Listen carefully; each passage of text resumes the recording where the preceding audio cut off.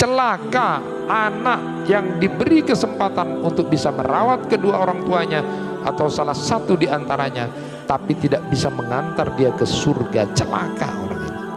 Maka biasanya kita lihat anak-anak yang merasa menyesal itu rata-rata kalau orang tuanya udah meninggal, baru kemudian nyesal saya. Termasuk jajaran amal-amal utama adalah sholatu ala waktiha, sholat di awal waktu itu, birrul walidain, berbakti kepada kedua orang tua, jihad fisabilillah. Izin orang tua itu perlu untuk berjihad.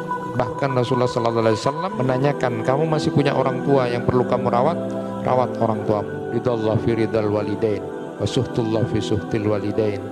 Ridhonya Allah itu ada pada ridho kedua orang tua, dan murkanya Allah juga ada pada murka kedua orang tua. Berbakti kepada kedua orang tua ini bisa menjadi sebuah perantara, menjadi wasilah seseorang itu bisa keluar dari masalah yang sedang dia hadapi. Kesehatan dunia itu, WHO menyebutkan bahwa salah satu tanda mental yang sehat itu tidak sakit, suka memberi kepada orang lain. Tapi kalau suka meminta-minta, itu berarti tak sehat. Mental yang sehat itu salah satu cirinya adalah dia bergembira dengan bisa memberikan kebahagiaan kepada orang lain. Ambisi kita bukan cuma untuk menghatamkan Al-Quran, tetapi ambisi kita harusnya adalah setiap kita kemudian selesai hatam Al-Quran, atau kemudian sebelum kita memulai Al-Quran, ambisi kita berdoa kepada Allah, ya Allah, kapan Al-Quran ini bisa mewarnai hidupku? Ketika sudah baca tentang ihsan kepada kedua orang tua, bagaimana aku kemudian bisa berbuat ihsan sebagaimana perintahmu? Bagaimana kalau Al-Quran menyuruh aku untuk tidak marah, menyuruh untuk memaafkan? Ambisi kita bukan cukup hanya dengan sekedar menghatamkan Al-Quran, tapi imma yablughanna indakal kibarat. Di anak kepada orang tua itu paling dinilai saat orang tuanya sudah sepuh. Itulah kesempatan kita untuk mendapatkan surga. Jangan sekali-kali berkata, syah fala taqul lahuma jangan kamu berkata kepada kedua orang tua. Perhatikan, celaka ketika disebut nama Nabi tidak bersalawat kepada Nabi. Kalau kamu banyak bersalawat kepada aku, maka apa yang menjadi ambisi kamu, keinginan kamu, cita-cita kamu akan dicapai, akan dipenuhi oleh Allah, dan ampunan Allah akan diberikan kepada orang yang banyak bersalawat kepada baginda Nabi Sallallahu Alaihi Wasallam. Salah satu diantaranya juga disebutkan bahwa orang yang bisa bersanding dengan Nabi itu adalah yang banyak bersalawat kepada Nabi.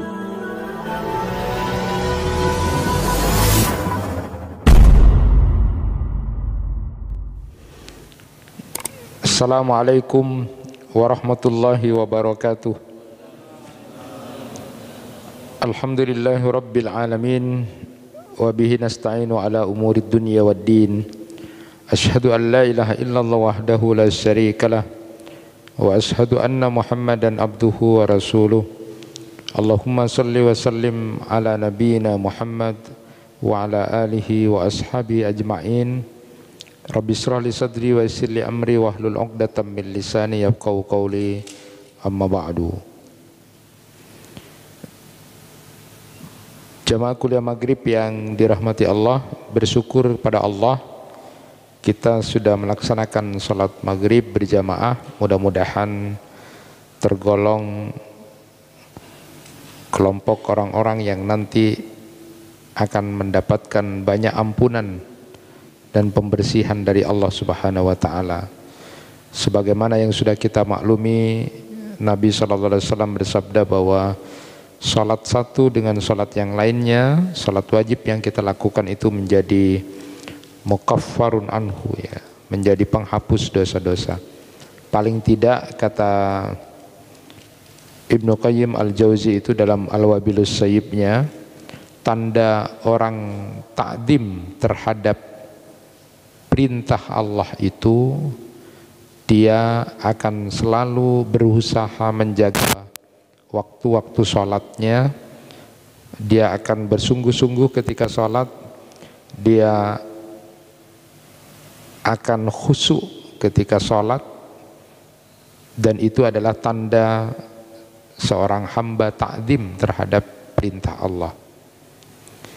Nah, tingkatan kita dihapus dosa-dosanya oleh Allah Subhanahu wa taala manakala kemudian kita sudah melakukan sholat tepat pada waktunya, lalu kemudian ada kesungguhan, ada tumaknina di situ, lalu kemudian khusyuk.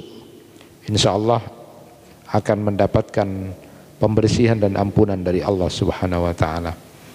Jemaah yang dirahmati Allah, kali ini kita akan melanjutkan tentang kelompok orang-orang yang dilaknat oleh malaikat, yang saat ini kita hanya akan bahas satu hadis Nabi, tapi ini adalah doa malaikat Jibril alaihissalam yang diaminkan oleh Nabi sallallahu alaihi wasallam. Jadi inilah doa dari malaikat Jibril alaihissalam yang kemudian doa sahabat Nabi Ka'ab bin Ujrah. Jadi hadis ini berbicara tentang saat Rasulullah SAW suatu saat naik mimbar, lalu kemudian mengucapkan amin 3 kali ya. Jadi amin gitu.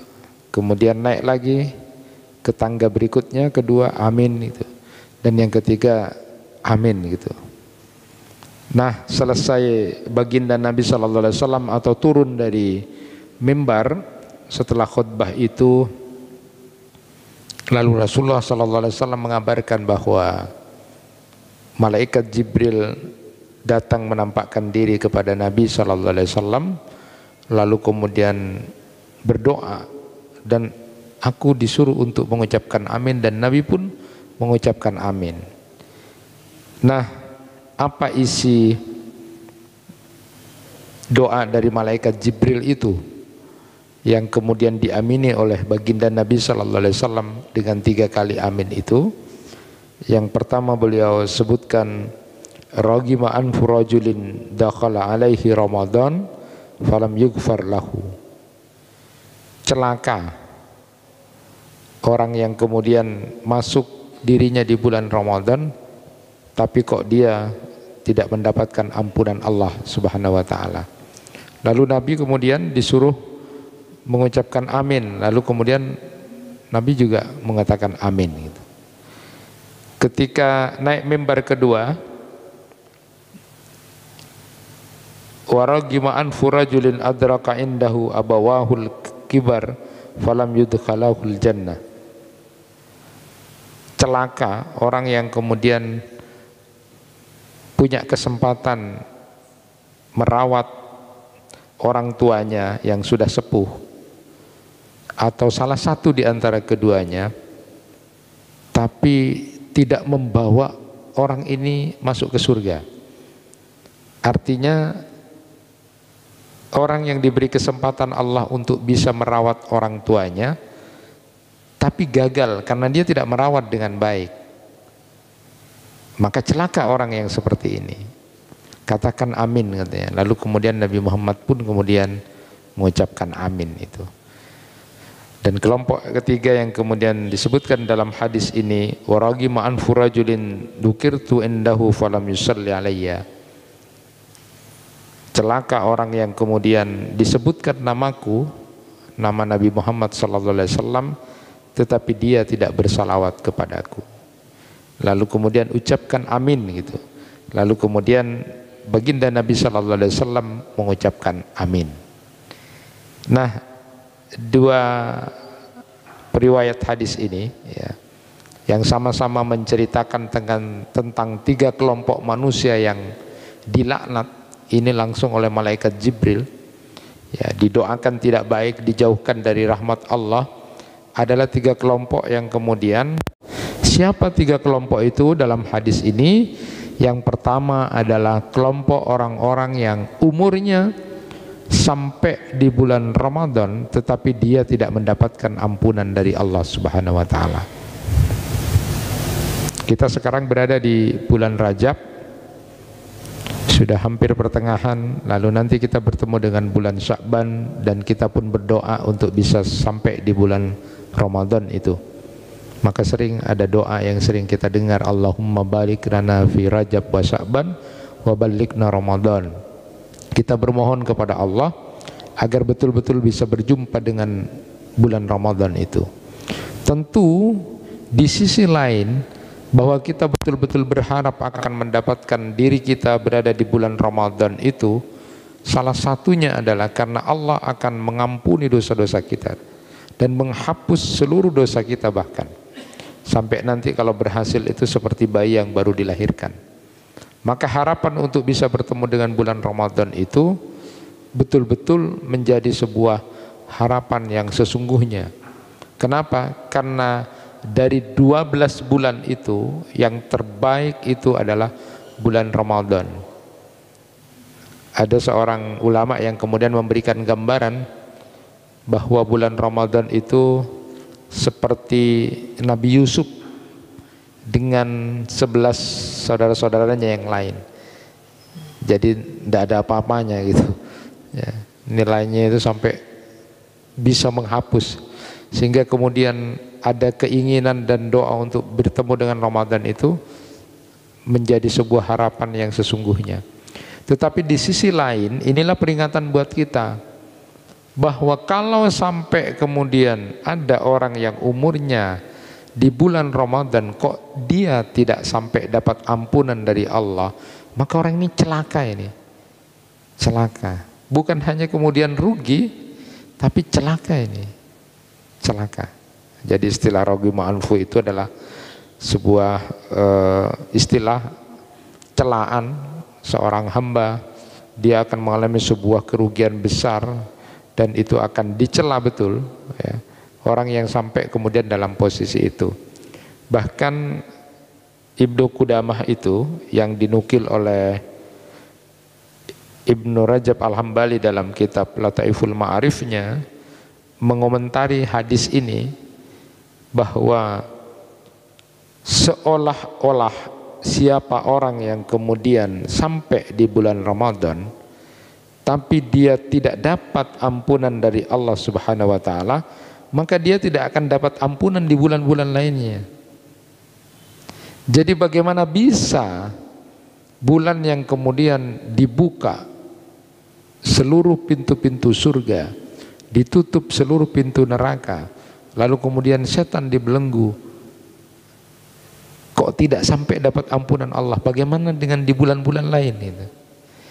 Jadi kata beliau Imam Qatadah itu seolah-olah gambaran hadis ini, nanti orang yang tidak dapat ampunan di bulan Ramadan itu, dia tidak akan dapat ampunan di bulan-bulan yang lain ya. Inilah yang kemudian memberikan sebuah pemahaman kepada kita bahwa orang yang tidak sampai dapat ampunan Allah di bulan Ramadan, dia akan dijauhkan dari rahmat Allah.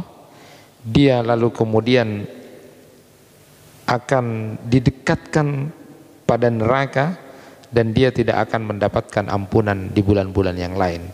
Itu kata Imam Qatadah, memberikan sebuah gambaran betapa rugi besar, celaka orang yang kemudian umurnya sampai di bulan Ramadan tapi tidak dapat ampunan. Dan ini kita tahu bahwa hikmah umur yang diberikan oleh Allah kepada kita, umatnya Nabi Muhammad ini, dengan sekitar 60 sampai 70 tahun itu, hikmahnya adalah supaya kita tidak menjadi sombong dan lalai dalam kehidupan ini. Tetapi walaupun umurnya pendek, setiap amal yang dilakukan itu selalu dilipat gandakan oleh Allah Subhanahu wa taala. Termasuk ketika bertemu dengan bulan Ramadan yang kita tahu di situ ada Lailatul Qadar itu, yang nilainya lebih 83 tahun. Jadi 1000 bulan itu sekitar itu.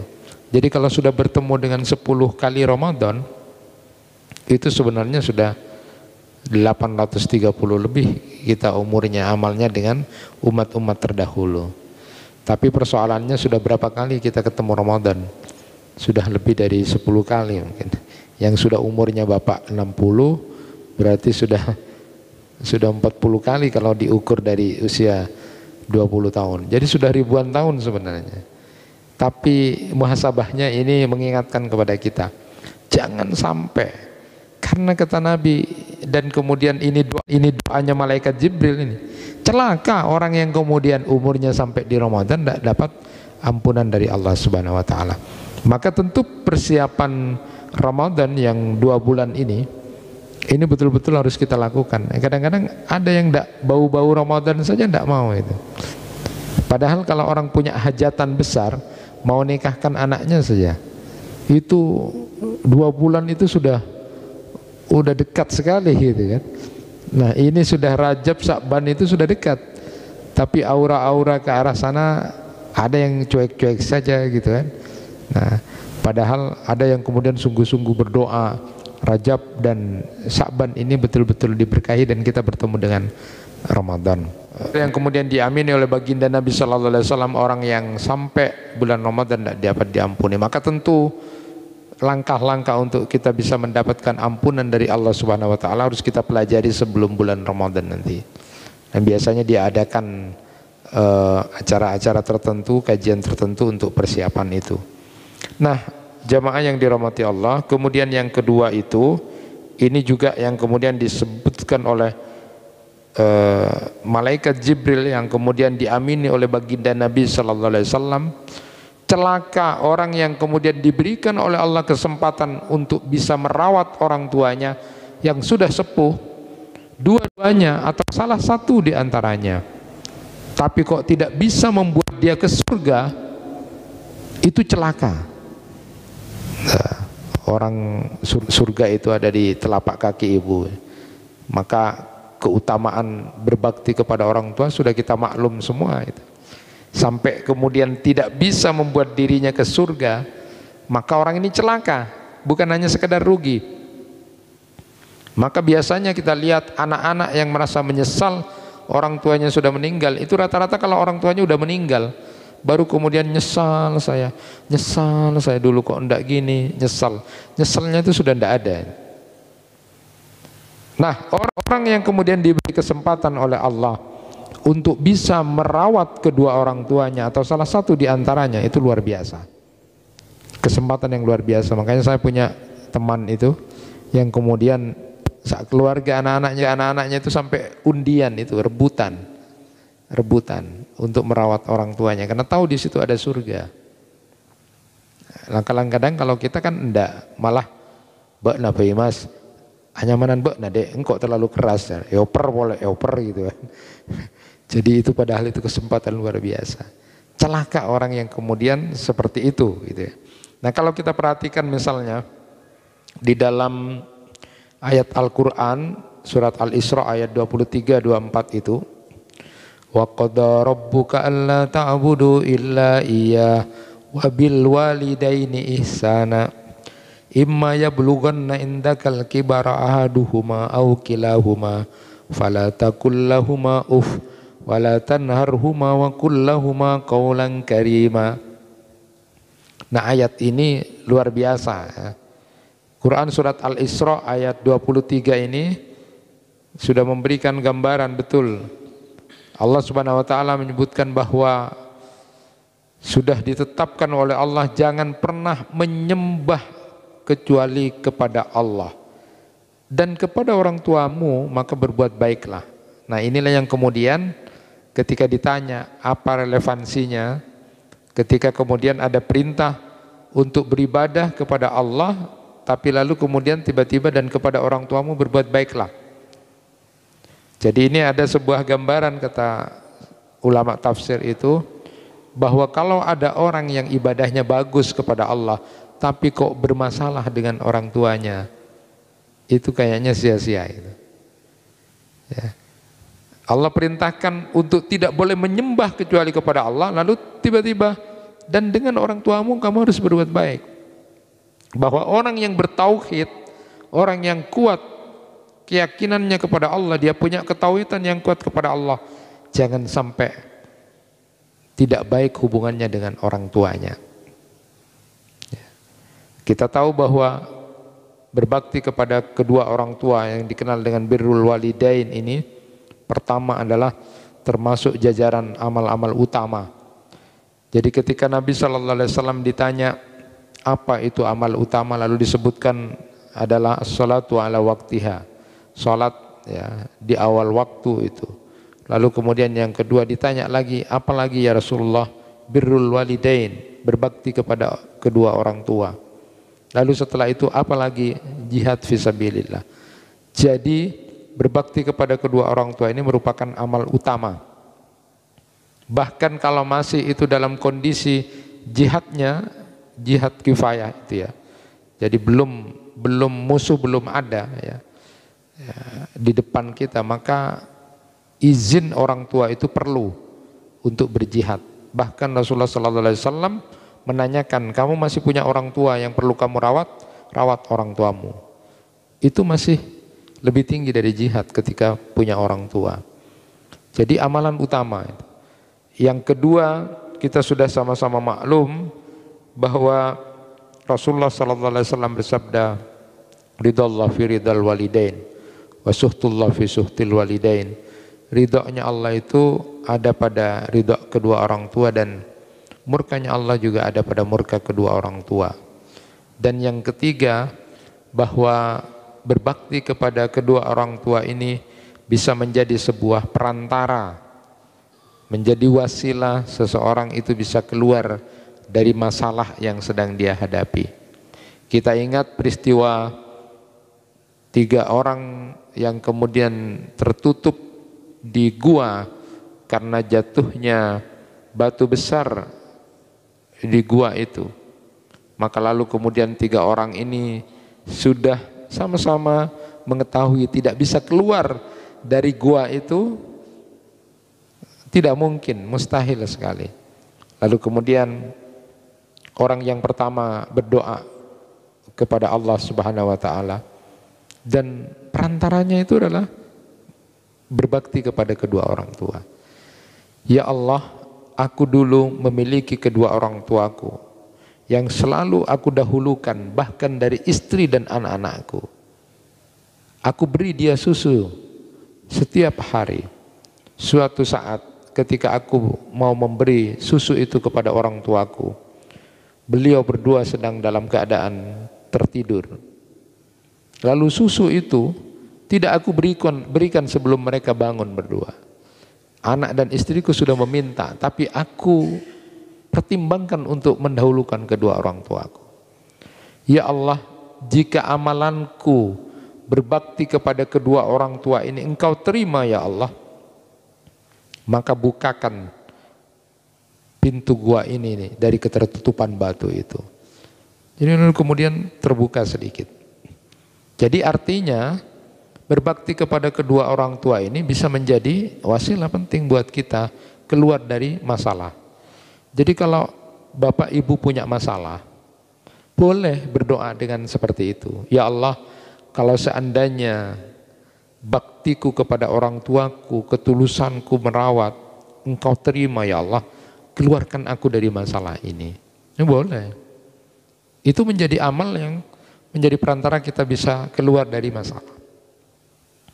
Kalau yang kedua adalah terbebas dari zina itu. Jadi yang kedua berdoa kepada Allah, ya Allah, aku dulu suka pada seorang perempuan, tergoda sekali. Dan ada kesempatan karena dia butuh uang kepadaku, lalu kemudian aku pinjami dengan syarat dia mau berhubungan denganku. Saat kemudian sudah ada kesempatan kami berdua, lalu kemudian perempuan itu mengatakan, tidak takutkah kamu kepada Allah? Maka lalu aku kemudian gemetar dan tidak jadi melakukan itu, dan aku suruh perempuan itu untuk pergi dan membawa uang itu. Kalau apa yang aku lakukan itu ya Allah, aku tidak jadi melakukan perbuatan perzinahan itu, Engkau terima sebagai sebuah amalan bahwa aku mencegah diriku karena takut kepada Engkau, maka bukakan pintu dari gua itu, dari batu itu. Akhirnya terbuka juga, tapi masih belum keluar. Kemudian yang ketiga, berdoa kepada Allah, ya Allah, aku dulu punya pembantu yang kemudian pembantu itu suatu saat tiba-tiba pulang, tiba-tiba pergi, padahal dia belum aku kasih gaji, belum kasih honor. Gaji dan honor pendapatannya itu lalu aku simpan, lalu kemudian aku kembangkan uang dari pembantu yang pergi itu sampai beberapa waktu. Akhirnya uang itu menjadi banyak. Suatu saat datanglah pembantu itu untuk meminta gaji atau honor yang mestinya dia dapati pada beberapa waktu yang lalu. Lalu kemudian aku berikan semuanya karena itu adalah uang yang aku kembangkan dari uang pembantu itu. Terkejutlah pembantunya dan mengatakan, Tuan jangan bercanda, uang yang aku harusnya terima tidak seperti ini. Lalu kemudian aku ceritakan bahwa uangmu aku kembangkan. Ya Allah, kalau kegembiraan yang didapat dari pembantu itu yang aku lakukan dan aku berikan semuanya kepada dia, Engkau terima sebagai amal yang luar biasa ya Allah, maka lalu kemudian bukakan pintu. Akhirnya terbukalah, dan itu sesuatu yang mustahil. Bisa Allah memberikan jalan keluar terhadap masalah-masalah kita sesuai dengan amal kita. Jadi kalau ibu bapak punya masalah, berdoa kepada Allah dengan amal yang pernah kita lakukan, yang kira-kira itu memang tulus, betul-betul sungguh-sungguh. Kalau diterima ya Allah, berikan jalan keluar dari persoalan ini. Ya saya repot, pas tak nemu Pak, apa amal engkau? Tadek sekali, ya masalah terus tak wari-wari. Terus. Jadi kalau yang seperti tadi itu, 3 hal itu kalau dikembangkan itu kan luar biasa itu. Jadi lu berbakti pada orang tua, terhindar dari perzinahan, dan yang ketiga memberikan kebahagiaan kepada orang. Susah loh Pak. Seperti amal yang ketiga ini kan susah. Atasan atau pimpinan itu memberikan kebahagiaan kepada anak buah, itu luar biasa. Ya, yang terjadi kan enggak, malah engkau lu gitu pimpinannya gitu kan. Atasannya dulu yang banyak, bawahan ya tina buatlah cara dia berala cukup gitu. Enggak ada yang begitu. Jadi kalau di dalam riwayat ini kemudian dikembangkan, lalu kemudian betapa bahagianya Pak. Apa ndak bahagia Bapak? Kemudian punya uang di orang itu, lalu kemudian dikembangkan ya, buat usaha, terus kemudian diberikan semuanya ikhlas. Ini sudah memang dari uangmu. Betapa bahagianya orang yang memang lagi butuh, harusnya cuma dapat 1 juta misalnya, tahu-tahu dikasih 10 juta. Apa ndak buat bahagia itu? Dan itu tidak mungkin bisa dilakukan orang sembarang orang, karena orang pasti tidak tulus ya. Tidak tulus itu artinya cereng kok saya ngembangkan ya, buat naik boleh 1 juta berapa. Tapi betapa bagusnya orang ini sampai membagian itu. Kalau ada mental seperti ini, itu berarti mentalnya sehat sekali. Karena kalau Badan Kesehatan Dunia itu, WHO menyebutkan bahwa salah satu tanda mental yang sehat itu tidak sakit, suka memberi kepada orang lain. Tapi kalau suka meminta-minta, itu berarti tak sehat, kurang sehat itu. Jadi kalau bahasa saya itu, bolehlah minta, aku ajak ke omnya, om minta itu. Tapi om pas kapi minta itu berarti sakit mentalnya. Karena memang mental yang sehat itu salah satu cirinya adalah dia bergembira dengan bisa memberikan kebahagiaan kepada orang lain. Nah, jemaah yang dirahmati Allah, kalau kita perhatikan lagi betapa luar biasanya ya, ketika memperhatikan wabil walidaini ihsana itu. Dan dengan orang tuamu maka berbuatlah baik. Maka ada yang menarik ketika kemudian ditanya, kenapa harus dikasih kata bi itu? Padahal kan ila itu juga bisa, wa ilal walidain, dan kepada orang tuamu, atau juga walil walidain. Tetapi kenapa pakai bi, wabil walidain? Nah, menurut salah seorang pakar bahasa itu, Syekh Muhammad Tahir bin Asyur itu menyebutkan bahwa memang kata bi itu artinya adalah dekat ya, ilsok ya. Jadi supaya antara anak dengan orang tua itu tidak ada jarak. Jadi kalau pakai wa ilal walidain, ila itu berarti ada jarak. Jadi kalau dalam bahasa Arab itu misalnya ana adhabu ilas suq, ana adhabu ilal masjid. Saya pergi ke masjid. Berarti ada jarak antara rumah kita dengan masjid, atau ada jarak antara rumah kita dengan pasar. Itu pakai ila. Allah tidak menginginkan antara anak dan orang tua itu sebenarnya ada jarak. Maka lalu kemudian pakai bi itu ya, ilsok itu. Jadi menempel. Anak dan orang tua itu harus menempel. Makanya wabil walidain. Nah, kenapa juga tidak pakai li itu? Maka Muhammad Tari bin Ashur ini menyebutkan bahwa kalau pakai li itu seolah-olah kedekatan anak dengan orang tua itu harus dinilai dari sisi material. Jadi ini tidak enak kalau material. Jadi kalau anaknya sesoki, anak nakula kak saya, anak nakula. Saya miskin pas kebetulan baik padahal itu. Ada tak ya kowe. Itu masih anaknya, apalagi mantunya gitu kan, mantunya sesoki, saya berik-berik, mantuna kaula kasa, mantuna kaula gitu. Giliran nanti itu mantunya yang tidak kaya, padahal sering memperhatikan, mungkin dengan waktu, tenaga, lebih tulus sebenarnya, hanya tidak kasih materi. Nah, itu nanti mengukurnya bakti kepada orang tua itu kalau dilihat dari materi, maka kan tidak jadi bagus ya. Maka sebenarnya bukan dinilai dari pemberian materi atau tidak, tetapi seorang anak berbakti kepada kedua orang tua itu adalah karena ketulusan dia merawat itu.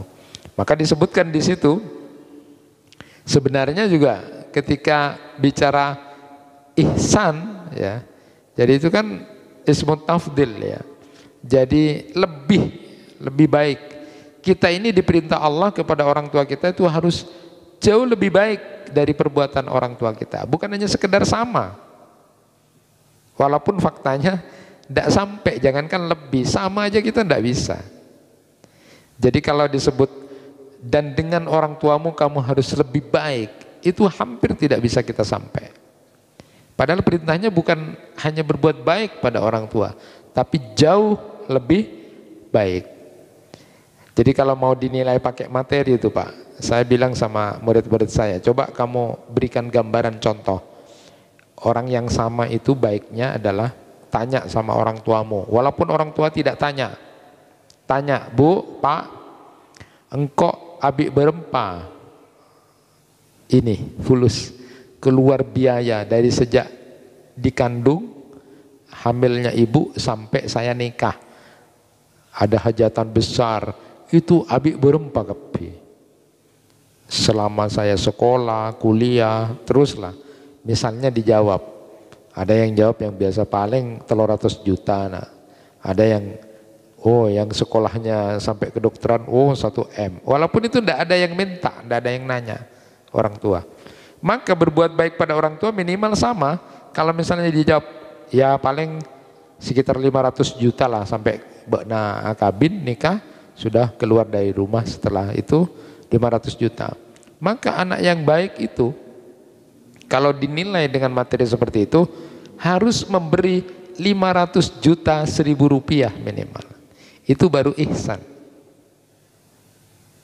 Tapi tidak ada memang orang tua yang nanya itu. Tetapi masalahnya seberapa anak kemudian baktinya kepada kedua orang tua. Itu kalau dari sisi material harus jauh lebih baik. Makanya sampai kalau ada masalah, ya anaknya pas jadi orang soki gitu kan, terus orang tuanya butuh misalnya, engkau nyambi acong 2 juta, kebayar apa-apa gitu. Susah itu, padahal dia sebenarnya punya utang berapa. Dan lebih parah lagi kalau hari raya itu ya,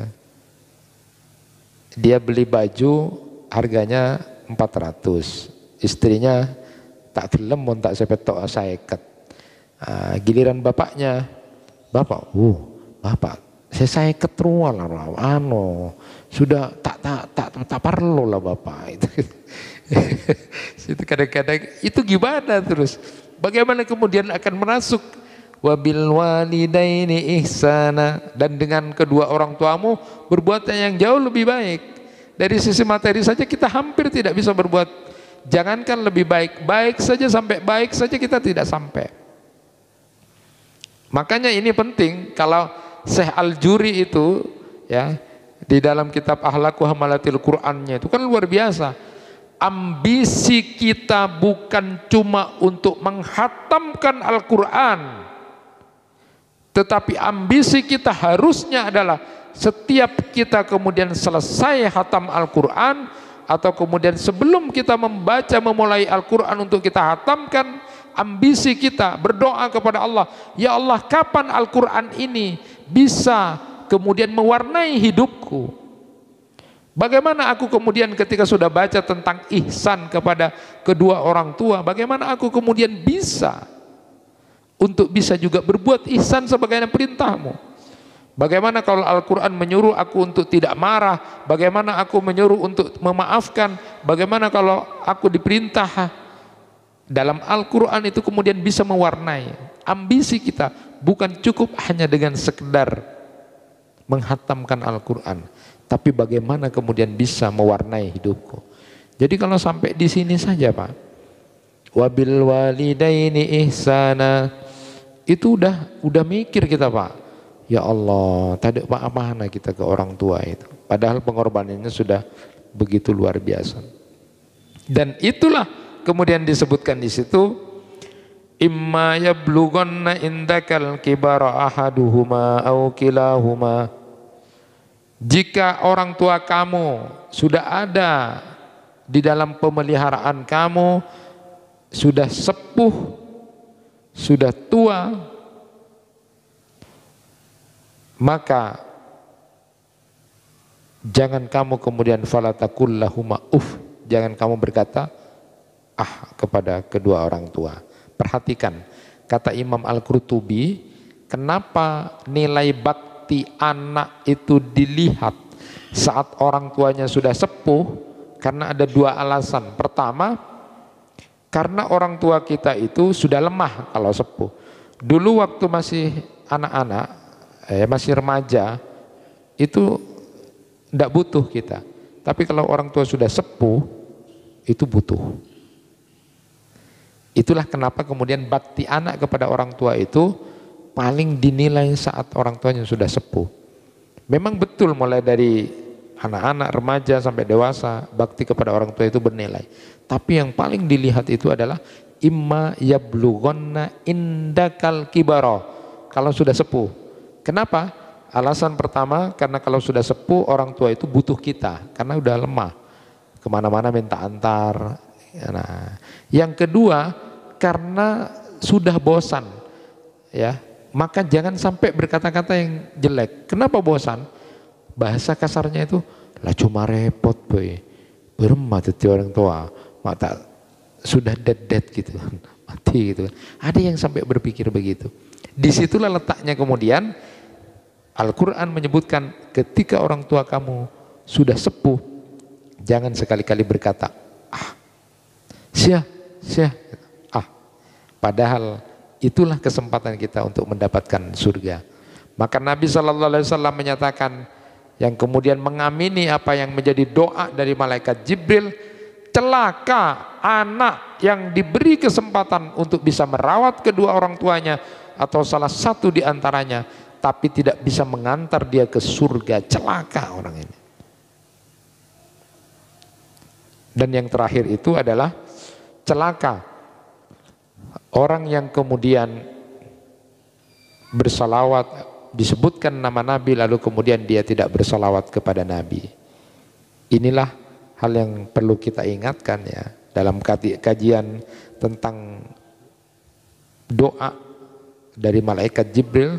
Itu artinya ini adalah yang dilaknat oleh malaikat, ya, didoakan tidak baik, dijauhkan dari rahmat Allah. Dalam hadis ini 3 kelompok. Yang pertama adalah orang yang sampai kemudian umurnya di bulan Ramadan, tapi dia kemudian tidak dapat ampunan. Yang kedua, dia kemudian berkesempatan untuk merawat kedua orang tuanya, tapi tidak sampai membawa dia ke surga. Dan yang ketiga, ketika disebut nama Nabi SAW, lalu kemudian tidak bersalawat kepada Nabi. Sudahkah kita mungkin perhatikan bahwa riwayat yang cukup luar biasa itu adalah dalam Ka'ab bin Ujrah itu. Ketika menyatakan saya ingin bersalawat kepada engkau ya Rasulullah, berapa kali bersalawat. Lalu kemudian terserah engkau, kata Rasulullah. Lalu bagaimana seperempat dari zikirku? Terserah, tapi kalau kamu tambah bagus. Bagaimana kalau setengah? Bagus, terserah kamu. Tapi kalau ditambah itu jauh lebih baik. Bagaimana kalau 2/3? Terserah kamu, tapi kalau ditambah lebih baik. Lalu kemudian mengatakan, kalau begitu semuanya ya Rasulullah. Maka lalu kemudian Rasulullah mengatakan, kalau kamu banyak bersalawat kepada aku, maka apa yang menjadi ambisi kamu, keinginan kamu, cita-cita kamu akan dicapai, akan dipenuhi oleh Allah, dan ampunanku akan diberikan. Ampunan Allah akan diberikan kepada orang yang banyak bersalawat kepada baginda Nabi Sallallahu Alaihi Wasallam. Salah satu diantaranya juga disebutkan bahwa orang yang bisa bersanding dengan Nabi itu adalah yang banyak bersalawat kepada Nabi. Inilah yang bisa disampaikan buat kita bahwa doa laknat, ya, doa malaikat Jibril kepada 3 kelompok manusia yang hanya kemudian menggunakan dirinya pada waktu masuk Ramadan tidak sampai dapat ampunan, dan saat kemudian bersama dengan orang tuanya tidak mendapatkan dirinya dalam surga, dan kemudian ketika disebut nama Nabi dia tidak bersalawat kepada Nabi. Hindari itu, karena ini adalah merupakan doa malaikat Jibril yang sudah diamini oleh baginda Nabi Sallallahu Alaihi Wasallam, yaitu dijauhkan dari rahmat Allah. Naudzubillahi min dzalik. Kurang lebihnya mohon maaf. Wassalamualaikum warahmatullahi wabarakatuh.